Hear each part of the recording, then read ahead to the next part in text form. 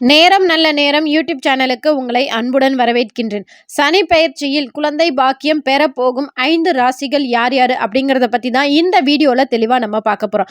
நம்ம சேனலில் உள்ள வீடியோவை ஃபஸ்ட் டைம் நீங்கள் பார்க்குறீங்க அப்படின்னா மறக்காமல் நம்ம சேனலை சப்ஸ்கிரைப் பண்ணி வச்சுக்கோங்க. நம்ம சேனலில் தொடர்ந்து ராசிகளை பற்றி பல இன்ட்ரெஸ்டான விஷயங்கள் வந்து கொண்டே இருக்கும். வாங்க வீடியோக்குள்ளே போகலாம்.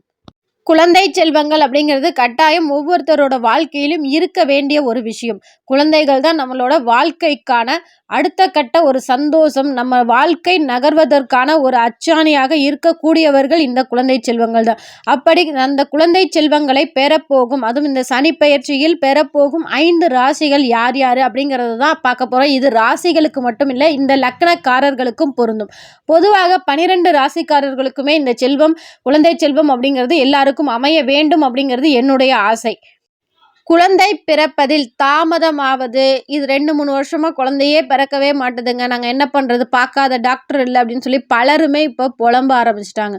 அதற்கு ஒரு குடும்பத்தில் குழந்தை செல்வம் நிறைவாக இருக்க வேண்டும் அப்படின்னா கட்டாயம் அந்த குடும்பத்தில் இந்த 2 விஷயங்களை பின்பற்றியே ஆகணும்.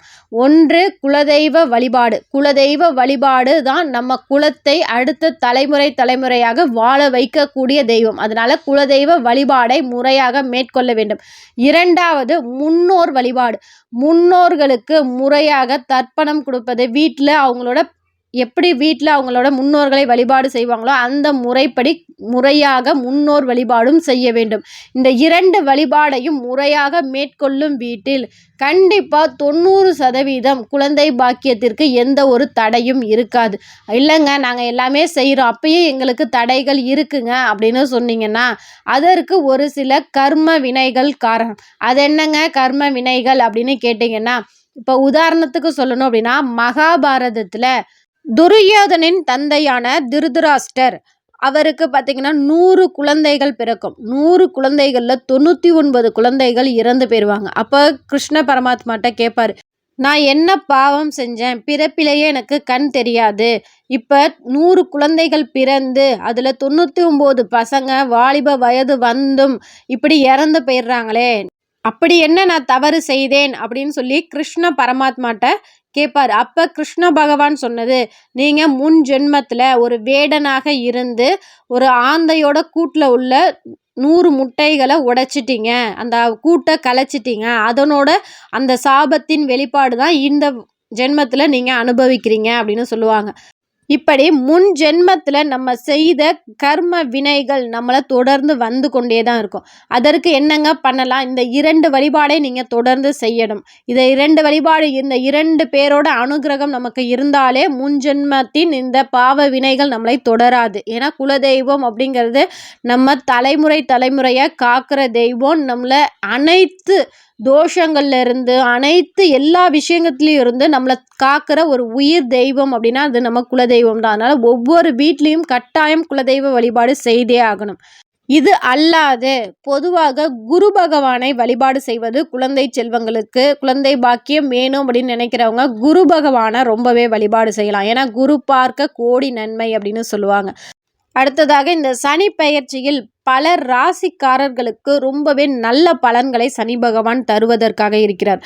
சனி கொடுப்பார் கெடுப்பார் யாரு அப்படின்னு சொல்லுவாங்க. அதாவது சனி கொடுக்கணும் அப்படின்னு நினைச்சிட்டாங்கன்னா யாராலும் தடுக்க முடியாது அப்படின்னு சொல்லுவாங்க. அப்படி அந்த நீதிமானான சனி பகவான் இந்த 5 ராசிகளுக்கும் தன்னுடைய பார்வை பலத்தாலும் தன் இருக்கக்கூடிய இடத்தின் பலத்தாலும் ஒரு 5 ராசிகாரருக்கு 100% கட்டாயம் குழந்தை பாக்கியம் கொடுக்க ரெடியாக இருக்கிறார். 12 ராசிக்காரருக்குமே குழந்தை பாக்கியம் கிடைக்கணும் அப்படின்னா முதல்ல கணவன் மனைவி குழந்தைக்காகவே வாழ்க்கை அப்படின்னு நினைக்காம உங்களோட வாழ்க்கையை ரொம்பவே சந்தோஷமாக வாழுங்க. அந்த சந்தோஷமே உங்களுக்கு குழந்தை செல்வத்தை வாரி கொடுக்கும். சனி பெயர்ச்சியில் குழந்தை பாக்கியம் அடைய போகிற முதல் ராசி யாரு அப்படின்னு பார்த்தீங்கன்னா மிதுன ராசிக்காரர்கள். எப்போதும் சுறுசுறுப்பாகவும் தைரியசாலியாகவும் இருக்கும் மிதுன ராசிக்காரர்கள் மே 18 பிறகு, அதாவது 2025ஆம் ஆண்டு மே 18க்கு பிறகு குரு பெயர்ச்சி நடக்கின்றது. இந்த குரு பெயர்ச்சியினால் கட்டாயம் உங்களுக்கு குழந்தை பாக்கியம் கிடைக்கும். சொல்ல முடியாது, உங்களுக்கு இரட்டை குழந்தை பிறக்குவதற்கான வாய்ப்புகளும் அதிகமாகவே உண்டு. இது இயற்கையான கருத்தரிப்பு மூலமே உங்களுக்கு தாராளமாக குழந்தை பிறக்கும். ஒரு சிலர் குழந்தைக்காக நாங்கள் ட்ரீட்மெண்ட் போகிறோம், நாங்கள்லாம் போகலாமா அப்படின்னு கேட்டிங்கன்னா, தாராளமாக அதையும் நீங்கள் செய்யுங்க. ஆனால் இந்த காலத்தில் உங்களுக்கு இயற்கையான முறையிலேயே உங்களுக்கு குழந்தை பாக்கியம் பெறப்போகும் ஒரு யோகம் உங்களுக்கு இருக்கின்றது. இந்த காலத்தில் நீங்கள் வியாழக்கிழமை தோறும் கட்டாயம் குரு பகவானை வழிபாடு செய்ய மேலும் பல நற்பலன்கள் உங்களுக்கு கிடைக்கும். 2வது ராசிக்காரர்கள் யார் அப்படின்னு பார்த்தீங்கன்னா, மகர ராசிக்காரர்கள். மகர ராசிக்காரர்கள் சனியின் 3ஆம் பார்வையாக 5ஆம் இடத்தை பார்ப்பதினால் சுக்கிர யோகம் அப்படின்னு சொல்லுவாங்க. இந்த காலத்தில் கண்டிப்பாக உங்களுக்கு குழந்தை பேரு அப்படிங்கிறது கிடைக்கும். இந்த காலத்தை மேலும் சிறப்பானதாக்க வெள்ளிக்கிழமை சுக்கிர ஓரையில் லக்ஷ்மி நரசிம்மரை தாமரை மலர்களால் வழிபாடு செய்ய கண்டிப்பாக மேலும் உங்களுக்கு நல்ல பலன்களை உங்களுக்கு கண்டிப்பாக கிடைக்கும்.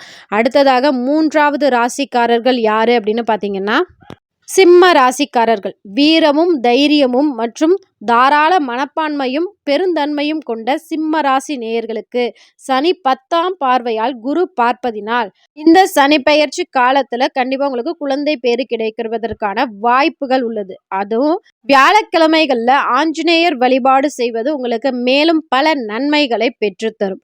அடுத்ததாக 4வது ராசிக்காரர்கள் யாரு அப்படின்னு பார்த்தீங்கன்னா, துலாம் ராசிக்காரர்கள். தோல்வியை கண்டு மனம் தளராத முயற்சி செய்து கொண்டே இருக்கும் துலாம் ராசிக்காரர்களுக்கு குரு 9ஆம் இடத்திலிருந்து 5ஆம் பார்வையாக சனி பார்க்கிறார். இந்த வருடம் உங்களுக்கு சிகிச்சையின் மூலம், அதாவது குழந்தைக்காக நீங்கள் டாக்டர்கிட்ட போனால் கண்டிப்பாக உங்களுக்கு குழந்தை பாக்கியம் கிடைக்கும். 5வது ராசிக்காரர்கள் யார் அப்படின்னு பார்த்தீங்கன்னா, விருச்சகம் ராசிக்காரர்கள். படிப்படியாக வாழ்க்கையில் முன்னுக்கு வரும் லட்சியவாதியாக இருக்கும் விருச்சக ராசிக்காரர்கள் சனி 5இல் இருப்பதால் இரட்டை குழந்தை பாக்கியம் உங்களுக்கு உள்ளது. இயற்கையான முறையிலே உங்களுக்கு குழந்தை தரிப்பதற்கான வாய்ப்புகள் அதிகமாக உள்ளது. கிரகணங்கள் உங்களுக்கு சாதகமாகவே உள்ளது. வியாழக்கிழமை தோறும் ஊனமுற்றவர்களுக்கு உங்களால் முடிந்த உணவு தானம் செய்யும் போது மேலும் பல நல்ல பலன்கள் உங்களுக்கு கண்டிப்பாக கிடைக்கும். இந்த வீடியோ பார்க்குற உங்களுக்கு குழந்தை செல்வம் கட்டாயம் கிடைக்க என்னுடைய குலதெய்வத்தை நான் மனதார வேண்டிக் கொள்கிறேன். இந்த பதிவை பற்றின தங்களது கருத்துக்களை மறக்காமல் எங்களோட கமெண்ட் செக்ஷனில் ஷேர் பண்ணிக்கோங்க. மற்றொரு நல்ல பதிவுகளில் உங்களை சந்திக்கிறேன். நன்றி, வணக்கம். இது நம்ம நேரம் நல்ல நேரம் யூடியூப் சேனல். நன்றி, வணக்கம்.